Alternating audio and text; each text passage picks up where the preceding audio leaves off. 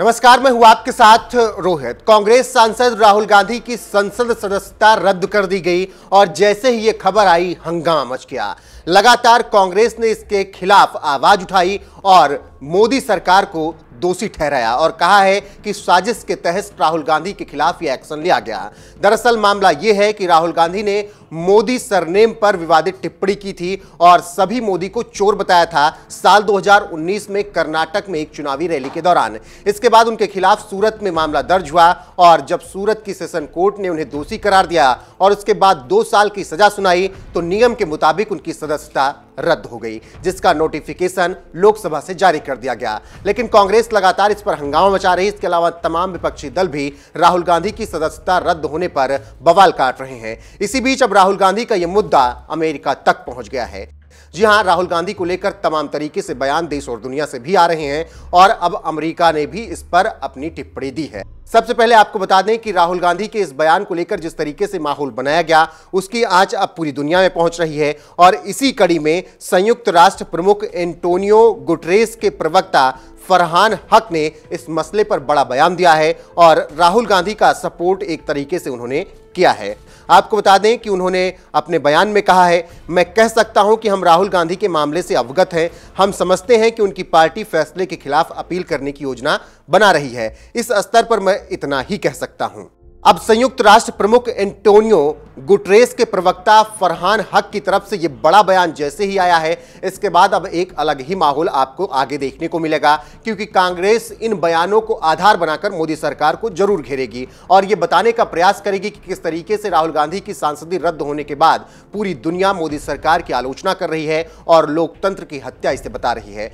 वहीं इसके साथ आपको यह भी बता दें कि इससे पहले भी अमेरिका की तरफ से बयान आया और रो खन्ना ने कहा कि जो कुछ भी राहुल गांधी के साथ हुआ, उनकी सांसदी जिस तरीके से रद्द की गई वो गलत है।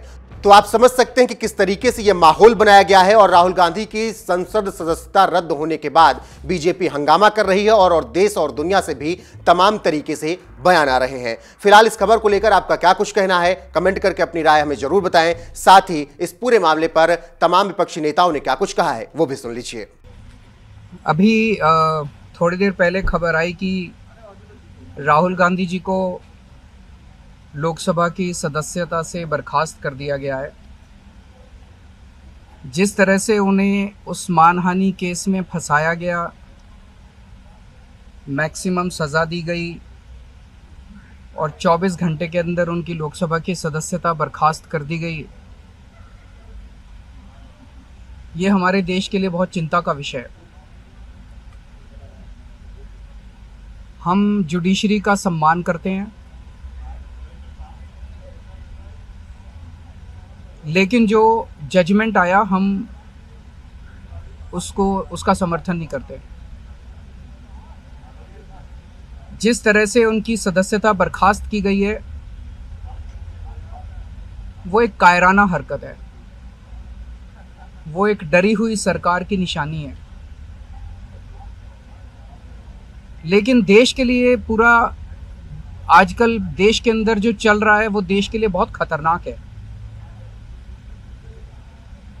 पूरे देश से ये एक ऐसा माहौल बनाना चाहते हैं कि देश में बस एक ही पार्टी बचे, वन नेशन वन पार्टी, और सारी पार्टियों को खत्म कर दिया जाए।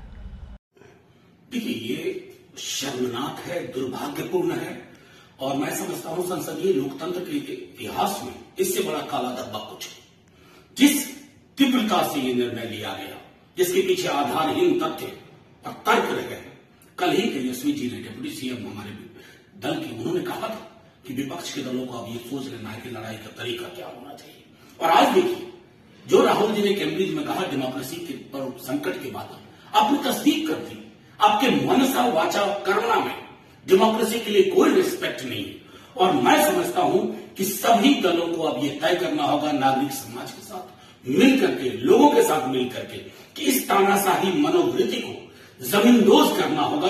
अन्यथा हिंदुस्तान का जो 75वें वर्ष आजादी में जो नुकसान हो रहा है ना, उसकी भरपाई कतई संभव नहीं होगी।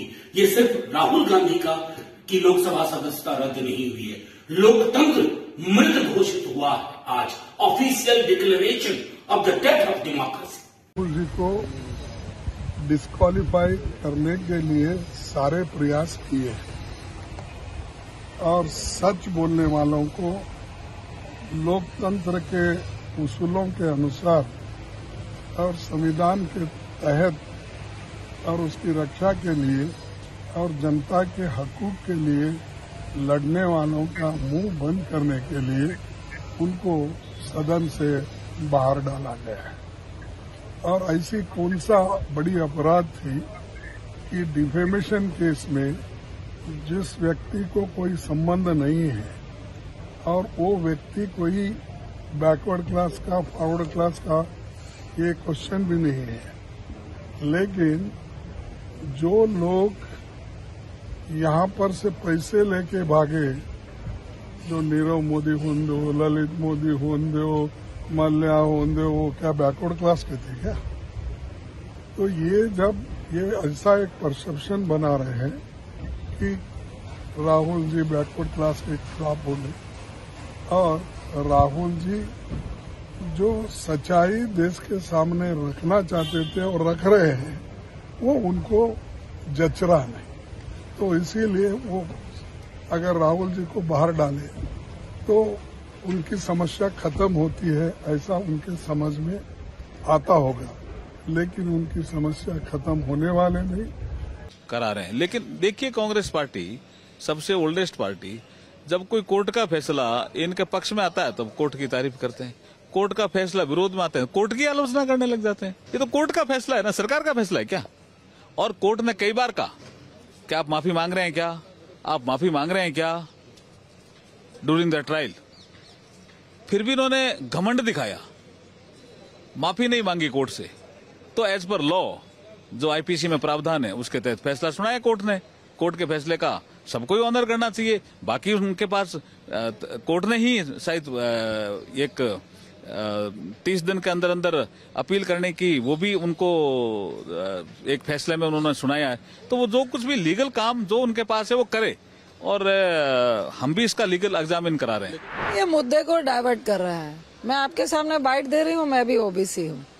ये मुद्दा ओबीसी दलित का है ही नहीं, ये मुद्दे को डाइवर्ट करने का है। और आश्चर्य और अजीब सी बात है, जिस भाषण में भ्रष्टाचारियों को पकड़ने की बात राहुल गांधी जी ने कही, जिन्होंने भ्रष्टाचारियों को पकड़ने की बात कही उनको सजा हो गई, लेकिन जो भ्रष्टाचारी हैं वो आज तक उनको न सजा हुई ना ही उनके घोटाले की जांच हुई। क्या यही भाजपा सरकार है?